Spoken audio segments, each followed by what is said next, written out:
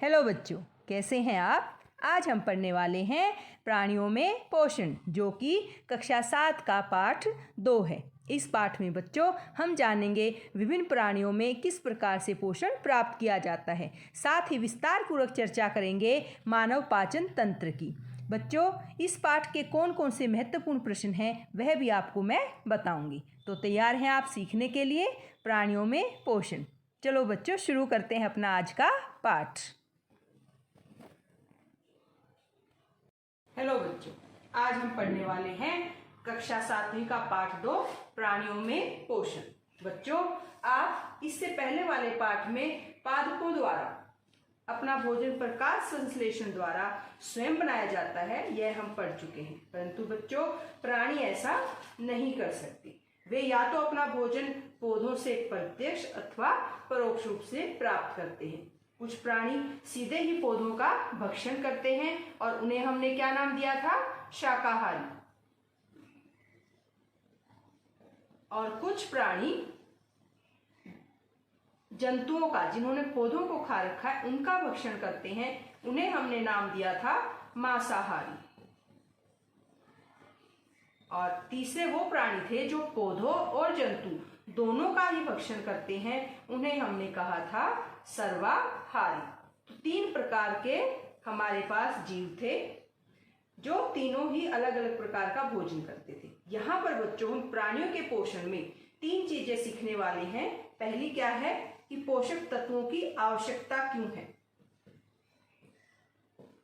पोषक तत्वों की आवश्यकता।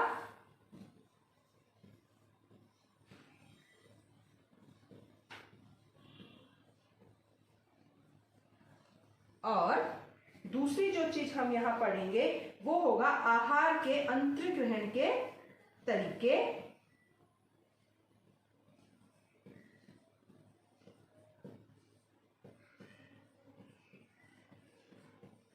किस विधि के द्वारा भोजन को शरीर के अंदर पहुंचाया जाता है, वो कौन कौन सी विधियां हैं वो सीखेंगे। और फिर तीसरे नंबर पे जो सीखेंगे वो होगा शरीर में भोजन के उपयोग की विधि। में भोजन के उपयोग की विधि क्या है, किस प्रकार से भोजन का उपयोग किया जाता है, वह हम यहां पर सीखेंगे। और विस्तार पूर्वक पढ़ेंगे हम मानव पाचन प्रणाली को। बच्चों, कक्षा 6 में आप अनेक जो भोजन के संगठक होते हैं उनके बारे में पढ़ चुके हैं। जैसा कि हमने नाम बताए थे, अगर आपको स्मरण हो मैं आपकी मदद करती हूं। जैसे कार्बोहाइड्रेट्स, वसा, मंड, प्रोटीन, विटामिन, खनिज लवण और जल, ये सभी क्या थे? हमारे भोजन के घटक थे। बच्चों, कार्बोहाइड्रेट क्या है?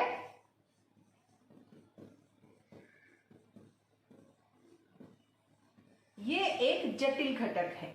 जटिल घटक की संरचना मैं आपको अगर सीधे शब्दों में समझाऊं तो मान लीजिए ये एक इस प्रकार की लंबी चेन, जो कि एक जटिल संरचना होती है, उससे बना हुआ है। और हमारे शरीर का पाचन इतनी जटिल संरचना को यूं का यूं नहीं पचा सकता। तो सबसे पहले क्या किया जाता है? इस जटिल संरचना को किसमें तोड़ा जाता है? सरल संरचना में, इस प्रकार से। यानी जो छोटी संरचनाएं होती हैं उनमें इसको तोड़ा जाता है। यह क्या दिखा रही हैं? ये संरचनाएं आपको बताती हैं कि ये सरल संरचनाएं बन गई हैं। और इस प्रकार से जो जटिल खाद्य पदार्थ हैं उनका, ये जटिल खाद्य पदार्थ उनका सरल खाद्य पदार्थ में परिवर्तन या टूटना या विखंडन क्या कहलाता है? पाचन। जो कि हमारे इस पाठ का हमने आधार बिंदु सीखना है कि पाचन क्या है। जटिल खाद्य पदार्थों का सरल खाद्य पदार्थों में परिवर्तन पाचन कहलाता है। अब बच्चों हम देखते हैं कि एक ही प्रकार के जीव नहीं होते। जीव जो है वो विभिन्न प्रकार के होते हैं, कुछ बहुत बड़े आकार में और कुछ बहुत छोटे। तो उनकी अलग अलग जो जीव हैं उनमें भोजन के अंतर्ग्रहण की जो विधियां हैं वह भी अलग होती है। अंतर्ग्रहण माने भोजन का मुख के अंदर लेना और फिर शरीर के अंदर पहुंचाना। जैसे बच्चों मधुमक्खी है या मरमर पक्षी है, ह्यूमिंग बर्ड हम इंग्लिश में बोलते हैं, यह क्या करते हैं, ये पौधों का मकरंद चूसते हैं, तो इसको हम चूसन विधि कह सकते हैं।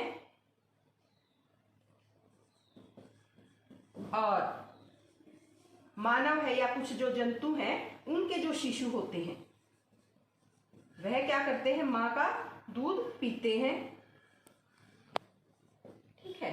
और तीसरे नंबर पर जैसे हमने देखा है अजगर जैसे जो सर्प प्रजाति के जो जीव होते हैं वह क्या करते हैं, वो समूचा ही निगल जाते हैं। तो ये अलग अलग प्रकार की विधियां हैं। कुछ जो जलीय प्राणी होते हैं वह क्या होते हैं, जो भोजन होता है उसको खाद्य जो कण होते हैं उनको छान कर यानी छानन विधि से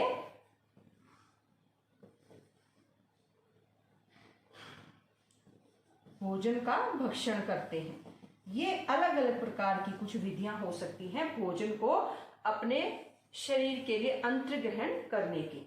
तो आप क्या कर सकते हैं, एक इस प्रकार जितने जंतु आपको याद आते हैं अपनी पुस्तक में भी आप सारणी देख सकते हैं, उनके आहार के प्रकार और उनकी आहार की विधियां आप लिख सकते हैं। अब बच्चों बात आती है मानव में पाचन की। बच्चों यह अति महत्वपूर्ण विषय है कि जो भी भोजन हम खाते हैं उसको किस प्रकार पचाया जाता है। मैं सबसे पहले बच्चों आपको कुछ अंगों के चित्र दिखाना चाहूंगी। यहां मेरे पास विभिन्न प्रकार के अंग हैं। ये देखो, ये, इसके बाद हमारे पास है ये। आप अच्छे से पहचान करें कि यह कौन सा अंग हो सकता है। ये इस प्रकार। और बच्चों इसके बाद जो आता है वह जो अंग है वह यह अंग है। और यहां से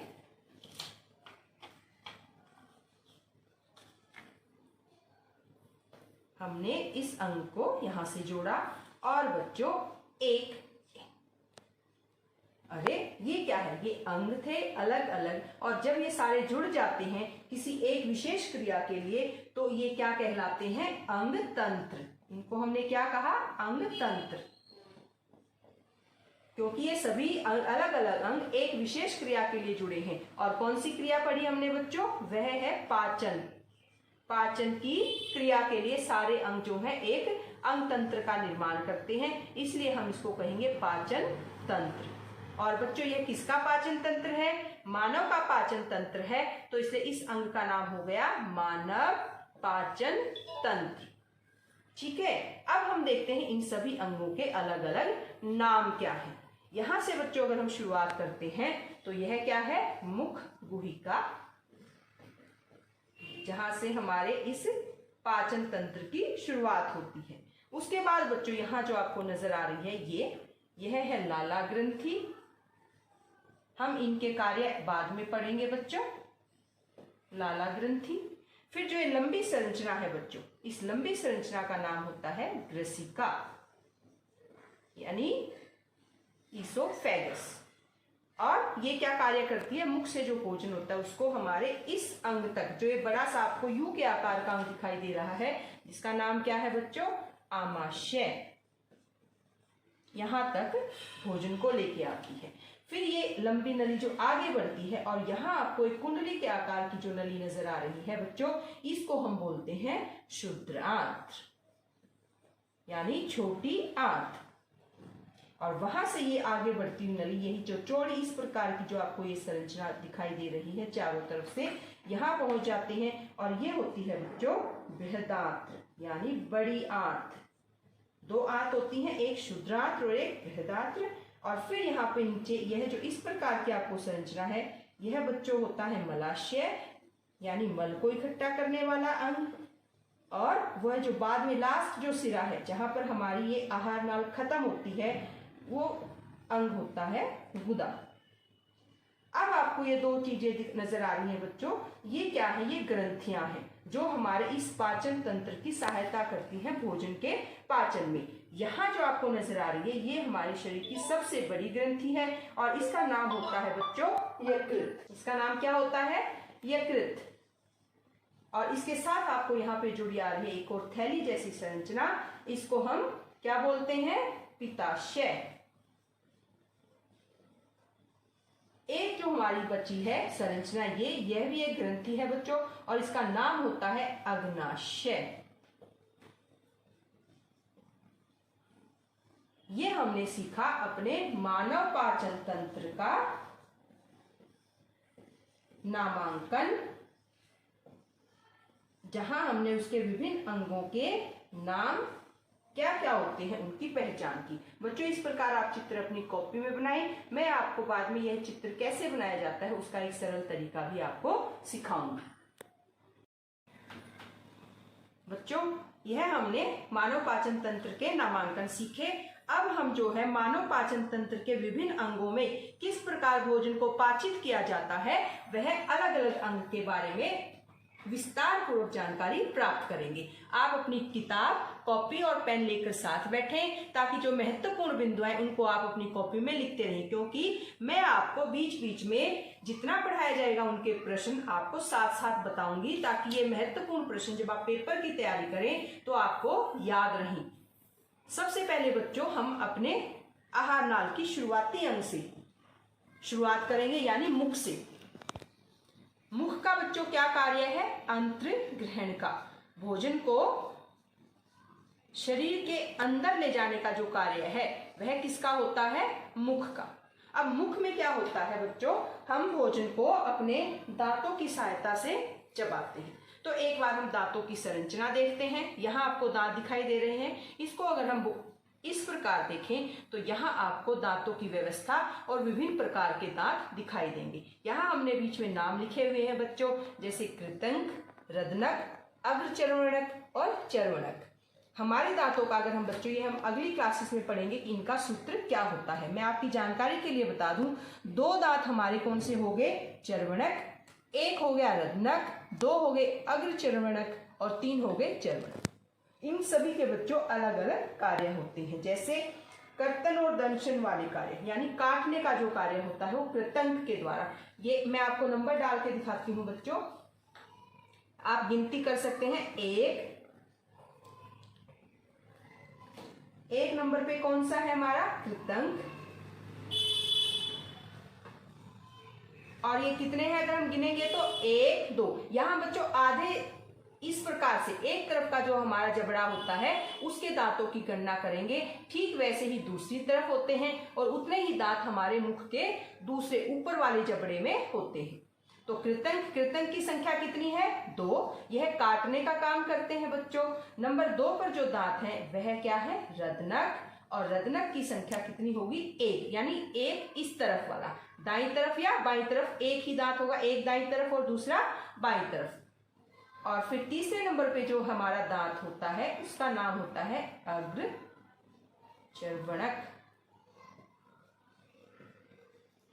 ये इस प्रकार से बच्चों यानी आगे के चबाने वाले दांत, अग्र शब्द से आगे के चबाने वाले दांत। और बच्चों इनकी संख्या कितनी है? 2। और चौथे नंबर पे जो है यानी वो पीछे वाले जिनको हम जाड़ बोलते हैं वह यहाँ आ गई हमारे चर्वणक। और हम इनको गिन के देखें तो कितने हैं? 1 2 3। और यही हमारे पास क्या आ गया बच्चों? हमारे दांतों का सूत्र आ गया। यह आपके परीक्षा उपयोगी प्रश्न भी बन जाता है कि हमारे मनुष्य के दांतों का सूत्र क्या है? 2 1 2 3। और हम इनको ऐसे बटे में लिखते हैं, यानी ये आधे दांत हैं इस तरफ ऊपर वाले, ये नीचे वाले। 2 1 2 3 2 1 2 3। ये हमारा मानव के दांतों का फॉर्मूला है कि इस प्रकार हमारे दांत व्यवस्थित होते हैं। इनके सबके कार्य अलग अलग हैं। एक काटने का कार्य करते का, ये दंश का कार्य करता है और ये दोनों जो है वो चबाने का कार्य करते हैं, यानी पूरे जो खाना होता है उसको पीसने का कार्य इनके द्वारा किया जाता है। बच्चों हमारे मुख में लाला ग्रंथि होती है। जब हमने नामांकन किया तब हमने ये सीखा था। जो क्या स्रावित करती है ये आप याद रखें, लाला ग्रंथि के द्वारा एक रस स्रावित किया जाता है जिसका नाम होता है लाला रस। और बच्चों हमने यह भी बताया था कि इस लाला रस का क्या कार्य होगा।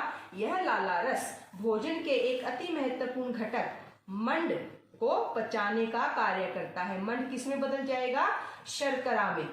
और किसकी सहायता से बदलेगा ये शर्करा में, इस लाला रस की सहायता से। तो ये हम कैसे होता है इसको मैं आपको एक टेस्ट के द्वारा करके दिखाऊंगी बच्चों। यहां हमारे पास टेस्ट ट्यूब है और इस टेस्ट ट्यूब में बच्चों हमने चावल लिए हैं। ये हम छठी कक्षा में टेस्ट के द्वारा पढ़ चुके हैं कि जो चावल होते हैं उनके अंदर मंड उपस्थित होता है। यहाँ हमने इस टेस्ट ट्यूब में जो नंबर 1 पर है इसमें हमने लिए हैं उबले हुए चावल, और यहाँ जो दूसरे नंबर की टेस्ट ट्यूब है इसमें हमने लिए हैं वह चावल जिनके अंदर लाला रस को मिलाया जा चुका है। तो हम इनके अंदर मंड की उपस्थिति जांचने के लिए करेंगे आयोडीन टेस्ट। 2 बूंद हम इसमें डालते हैं आयोडीन की, और आप डालते ही इसका रंग देख सकते हैं कि गहरा नीला हो गया। और यहाँ जब हम इसके अंदर ये डालते हैं तो आप देखेंगे रंग तुरंत परिवर्तित नहीं हुआ है। और जिस प्रकार इसमें आप नजर देख सकते हैं साफ साफ 1 नंबर में तुरंत रंग परिवर्तित हो गया और 2 नंबर में जो है वो रंग पे इतना ज्यादा प्रभाव नहीं पड़ा है। यहाँ से इस तरफ से आपको साफ नजर आएगा कि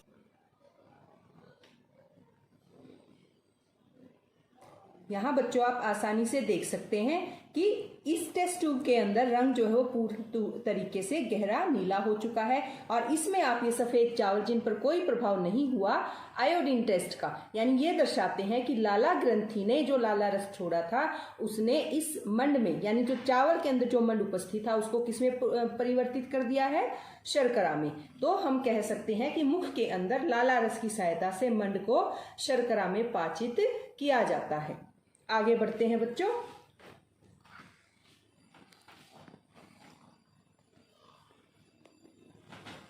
अब हमारे पास जो अगला अंग आता है कि जीभ। जीभ क्या है बच्चों, यह दांतों के बाद और मुख के अंदर ही हमारे मौजूद होती है। इसका एक अत्यंत महत्वपूर्ण किरदार होता है हमारे भोजन के पाचन में।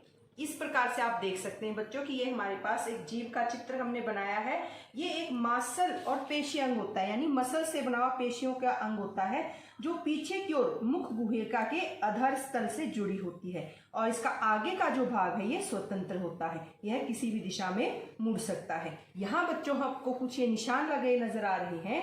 ये क्या करते हैं कि स्वाद की अलग अलग क्षेत्र हमने यहाँ पर आपको दर्शाए हैं। जीभ का कार्य क्या होता है, एक तो भोजन को और लाला रस को अच्छे से मिलाने का कार्य है। दूसरा ये जो भोजन स्वाद कलिकाएं हम इनको कहते हैं, ये क्या करती हैं, भोजन के अंदर किस प्रकार का स्वाद है वह हमें इन्हीं कलिकाओं की सहायता से प्राप्त होता है। और इसके लिए बच्चों आप कर सकते हैं कि आप नींबू पानी पीते हैं या मिठाई खाते हैं या नीम की पत्तियां, करेले का जो है सब्जी आप खाते हैं, तो आप अलग अलग उनके स्वाद को आसानी से पहचान सकते हैं। वह कार्य किसने किया, हमारी जीभ के उपस्थित इन स्वाद कलिकाओं में। फिर बच्चों हमारा जो अगला अंग आता है वह क्या है, हमारा भोजन यहाँ से यहाँ इस ग्रसिका के अंदर पहुंच चुका।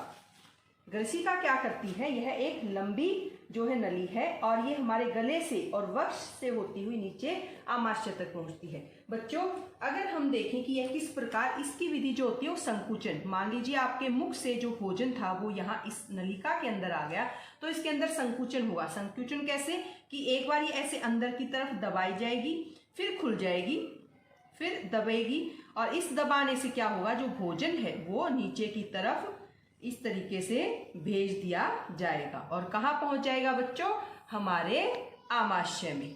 भोजन ग्रसिका से होता हुआ हमारे आमाशय में पहुंच जाता है, जहां पर इसके पाचन की दूसरी प्रक्रिया शुरू होती है। आमाशय कैसा होता है, ये एक मोटी भित्ति वाली एक थैलीनुमा संरचना होती है, चपटा होता है और अंग्रेजी के अक्षर यू के आकार का होता है। बच्चों साथ ही यह हमारी आहार नाल का सबसे चौड़ा भाग, याद रखें जब आपसे प्रश्न पूछा जाए कि सबसे चौड़ा भाग कौन है तो आमाशय इसका जवाब होगा। सबसे चौड़ा भाग है हमारा आमाशय। यह एक और ग्रसिका से और दूसरी ओर ये शुद्रांत में जाके, यहां से तो ग्रसिका से जुड़ गया और यहां से ये शुद्रांत से जुड़ जाता है। आमाशय का जो आंतरिक अस्तर होता है बच्चों, आंतरिक अस्तर माने ये जो अंदरूनी इसकी लाइन होती है, इसका यानी सतह होती है, यह क्या करता है, 3 प्रकार के जो रस हैं उनको स्रावित करता है। पहले नंबर पे कौन है, श्लेष्मल, ये लिख लीजिए आप। दूसरे नंबर पे जो है वो है हाइड्रोक्लोरिक अम्ल। आप सोच रहे होंगे कि हमारे आमाशय के अंदर अम्ल का स्त्रवण होता है, घबराना मत, इसके कार्य भी मैं आपको बताऊंगी। और तीसरे नंबर पर जो है वह होता है पाचक रस। ये तीनों मिलकर के ही पाचन प्रक्रिया को यहाँ पर पूरा करते हैं, यानी आमाशय के अंदर जो पाचन प्रक्रिया होती है वह इन तीनों की सहायता से होती है। अब बच्चों हमने कहा था कि जो आमाशय है उसके अंदर हाइड्रोक्लोरिक अम्ल का स्त्रवण होता है। अम्ल तो बच्चों खतरनाक होता है, वह हमारी इस अंदरूनी सतह को खराब कर सकता है, जला सकता है। तो उससे बचाने का कार्य किसका होता है? यह जो हमने नंबर 1 पर लिखा है श्लेष्मल। ये क्या करता है? हमारी आंतरिक इस स्तर को सुरक्षा प्रदान करता है। यानी श्लेष्मल का कार्य क्या हो गया? सुरक्षा का कार्य हो गया। किससे सुरक्षा? जो हमने हाइड्रोक्लोरिक अम्ल इसके अंदर स्त्रवण हुआ है उससे सुरक्षा का। अम्ल का क्या कार्य है बच्चों? अम्ल क्या कर तो हाइड्रोक्लोरिक अम्ल क्या करेगा? भोजन के साथ जो जीवाणु आए थे, जो खतरनाक है, हमारे लिए हानिकारक हैं, उनको नष्ट करने का कार्य किसका है? इस अम्ल का।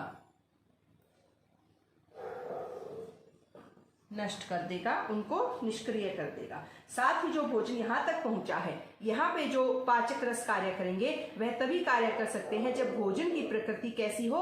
अम्लीय हो। अब समझ में आया बच्चों कि हाइड्रोक्लोरिक अम्ल की क्या आवश्यकता है? नंबर 1 इसका कार्य जीवाणुओं को नष्ट करना और दूसरा है भोजन को अम्लीय बनाना, ताकि ये जो पाचक रस है वह अपना कार्य कर सके।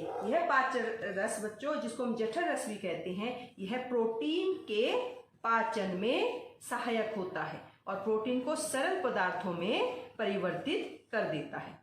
यहाँ तक का कार्य हमारा होता है आमाशय में। उसके बाद बच्चों हमारा अगला अंग शुरू होता है, भोजन पहुंच जाता है कहाँ? शुद्र आंत में।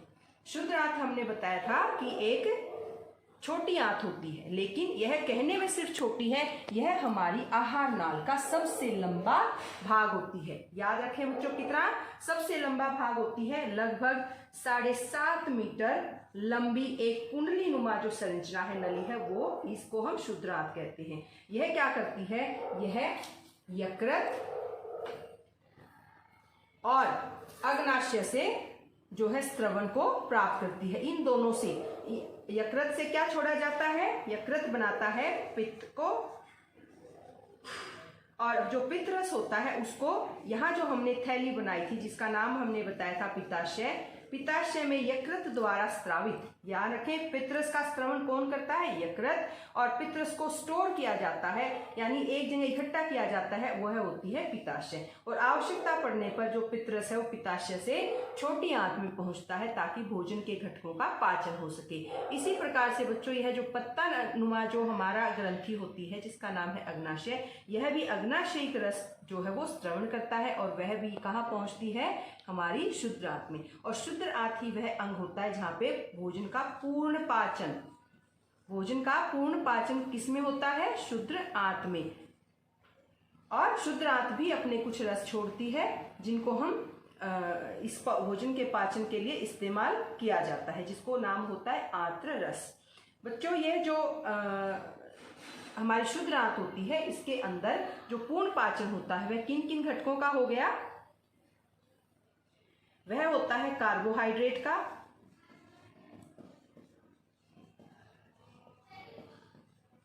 कार्बोहाइड्रेट बदल जाएंगे शर्करा में, और इसका पाचन मुख से ही शुरू हो गया था, ये हमने टेस्ट में भी किया था। नंबर 2 पर क्या है? वसा। वसा का पाचन भी यही होता है और वसा बदल जाएगी वसा अम्ल में और ग्लिसरॉल में।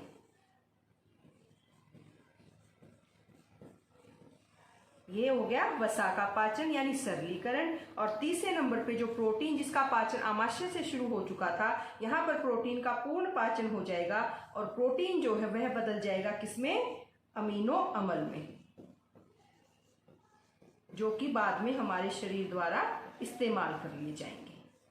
इन तीनों का पाचन हमारी शुद्र आंत में होता है। उसके पश्चात बच्चों पाचन जब पूर्ण हो गया तो तीसरी प्रक्रिया आती है जो इस आहार नाल के निचले भाग में होती है, और उस तीसरी प्रक्रिया का नाम होता है अवशोषण। यानी जो हमने अभी तक पचाया जितने भोजन पदार्थों को सरल रूप में किया उनको रक्त वाहिकाओं द्वारा अवशोषित कर लिया जाता है ताकि शरीर के सारी कोशिकाओं को वो पहुंच सके। तो इस प्रक्रिया को जो कार्य करते हैं उसमें क्या होते हैं, हमारी शुद्ध आंत की एक बार मैं आपको आंतरिक चित्र एक दिखाना चाहूंगी कि किस प्रकार से शुद्ध आंत इस अवशोषण को अच्छे से करती है। आप ये देख सकते हैं बच्चों कि मैं यहाँ पर शुद्ध आंत की आंतरिक भित्ति का आपको एक दृश्य दिखाना चाहती हूँ। इस आंतरिक भित्ति में मैं ये उंगली नुमा संरचनाएं बना रही हूँ और इस उंगली नुमा संरचना को हम बोलते हैं दीर्घ रोम। क्या नाम है? दीर्घ रोम। इसका बच्चों एक बहुत बड़ा फायदा है कि ये क्या करते हैं, इस आंतरिक भित्ति की ये देखिए ये इतनी लंबी सतह हो जाती है इन दीर्घ रोम की वजह से, और जितनी ज्यादा सतह होगी उतना ज्यादा अवशोषण अच्छे से हो पाएगा। और प्रत्येक दीर्घ रोम में सूक्ष्म बहुत छोटी छोटी रुधिर वाहिकाएं इस तरीके से इनके साथ जुड़ी हुई होती हैं और ये क्या करती हैं, भोजन को अपने अंदर अवशोषित कर लेती हैं। अवशोषित होने के पश्चात बच्चों इन अवशोषित पदार्थों का स्थानांतरण इन रुधिर वाहिकाओं द्वारा शरीर के सभी हिस्सों में विभिन्न भागों तक पहुंचा दिया जाता है और वहां पर इन सभी जो अवशोषित पदार्थ थे उसका इस्तेमाल किया जाता है हमारे शरीर की कोशिकाओं द्वारा जटिल पदार्थ बनाने में, यानी वो जटिल पदार्थ जो हमारे शरीर को अपनी वृद्धि के लिए या दूसरे जरूरी कार्यों को करने के लिए आवश्यक होते हैं, वह पदार्थ उनके द्वारा बनाए जाते हैं। और इस जो प्रक्रिया को यानी जो अवशोषण के बाद शरीर के भागों तक जो भोजन पहुंचाया जाता है उस प्रक्रिया का नाम होता है बच्चों स्वांगीकरण। यह क्या होगी? स्वांगीकरण। फिर क्या होता है बच्चों, जब भोजन पूर्ण तरीके से यहाँ पर पाचित हो जाता है, कुछ ऐसा भाग होता है भोजन का जो पाचन में नहीं आ पाता, यानी वो अपचा हुआ भोजन बच जाता है जो हमारे शरीर के काम का नहीं होता, उसको भेज दिया जाता है इससे अगले भाग में जो हमारी आहार नाल का अगला भाग है जिसका नाम हमने बताया था बृहदात्र यानी बड़ी आंत। यह आप संरचनाएं देख सकते हैं बच्चों।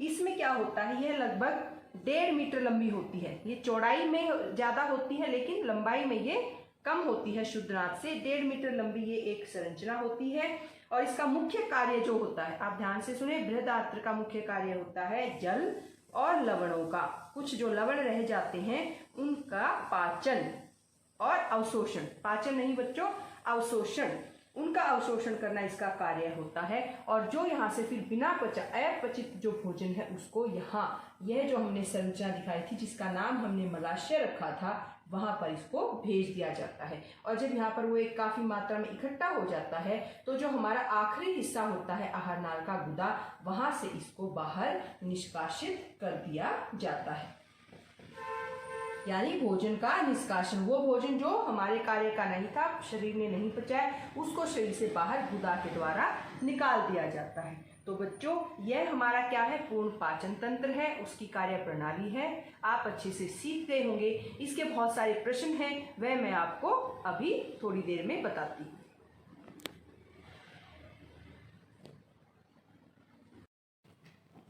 बच्चों हमने सीखा मानव पाचन तंत्र किस प्रकार से कार्य करता है। अब हम सीखते हैं मानव पाचन तंत्र से संबंधित महत्वपूर्ण प्रश्न। तो सबसे पहला जो प्रश्न है वह है पाचन किसे कहते हैं। और दूसरा प्रश्न है बच्चों कि विभिन्न जीवों में अंतर्ग्रहण की कौन कौन सी विधि होती है। तीसरे प्रश्न की तरफ बढ़ें तो वह प्रश्न है आहार नाल के विभिन्न भागों के नाम बताइए। और चौथा प्रश्न है दांतों के कितने प्रकार होते हैं, वह उनके क्या नाम हैं। यहाँ आपको दांतों के नाम भी बताने हैं। और अगला प्रश्न बच्चों जीभ के क्या कार्य हैं। फिर है मुख में कौन सी ग्रंथि होती है और वह कौन सा रस स्रावित करती है। अगला प्रश्न लाला रस से भोजन के कौन से घटक का पाचन होता है। फिर है अपना अगला महत्वपूर्ण प्रश्न जो है आहार नाल का सबसे चौड़ा भाग कौन सा है। और आगे बढ़ें तो प्रश्न आता है आमाशय का आंतरिक स्तर कौन से रस स्रावित करता है। नेक्स्ट जो क्वेश्चन है वह है हाइड्रोक्लोरिक अम्ल का क्या कार्य है। और आगे बच्चों श्लेष्मल का स्त्रवण आमाशय के लिए क्यों आवश्यक है। तो आगे और प्रश्न है जो अति महत्वपूर्ण हैं, जैसे आमाशय में भोजन के कौन से घटक का पाचन होता है। आमाशय में प्रोटीन का पाचन किस रस की सहायता से होता है। नेक्स्ट जो क्वेश्चन है वह है कि शरीर की सबसे बड़ी ग्रंथि कौन सी है। और आगे बढ़े तो प्रश्न आता है, यदि पित्ताशय ना हो तो भोजन के कौन से घटक के पाचन में मुश्किल होती है। फिर है बच्चों अपना अगला प्रश्न, जैसे अग्नाशयिक रस का स्रावन कौन करता है। यहाँ आपको उस ग्रंथि का नाम बताना है। और फिर है कार्बोहाइड्रेट्स एवं प्रोटीन का पाचन किस रस की सहायता से होता है। और फिर बच्चों अगला प्रश्न है वह संबंधित है हमारी शुद्र आंत्र से, तो शुद्र आंत्र में कौन से रस का स्रावन करती है। और फिर बच्चों भोजन के निम्न घटक पाचन के पश्चात किस सरल रूप में परिवर्तित हो जाते हैं। जैसे पहला घटक है कार्बोहाइड्रेट्स, जब इसका पाचन होता है तो यह किस रूप में बदल जाता है वो आपको लिखना है। अगला है वसा और तीसरा है प्रोटीन। बच्चों ये थे अपने महत्वपूर्ण प्रश्न जो हमारे विषय को दोहराने में हमारी मदद करते हैं। अवश्य ही आपने लिखे होंगे और आप इनके उत्तर भी जरूर दे पाएंगे, ऐसी मुझे उम्मीद है। धन्यवाद।